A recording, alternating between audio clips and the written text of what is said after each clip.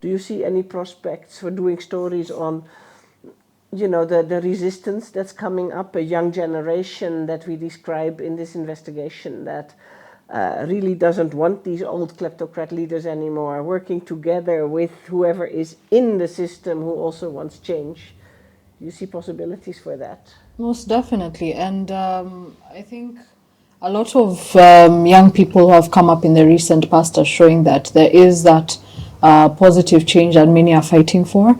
And I think it might actually have the opposite effect of, if we highlight more of these positive stories, then it will encourage more people to take up the mantle and try and do better. Because they see it's already Because happening. they see it's happening, and sometimes human beings mimic behavior. And perhaps if now we show less of the corruption stories, because we were talking the other day about how we've done so many corruption stories, and perhaps this would have the opposite effect, and maybe more people would want to take up more of those roles. An example is Nelly Cheboy from Kenya, who recently won the CNN award for African Heroes.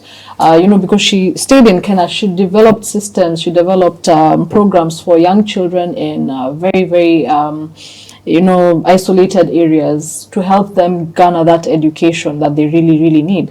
And that just goes back to Theophilus's point of, there's some people who are actually staying within the country to develop these systems, develop this change, and I think there's a lot of potential there, because it goes back to this quote that you had mentioned earlier. Yeah, because there's an actress who once said that no one is immune from being a refugee. Absolutely no one. So that's from the Western world, Africa, Asia, any part of the world. No one is immune from being a refugee. So perhaps if we actually showed more of these stories, then it might have that effect on people.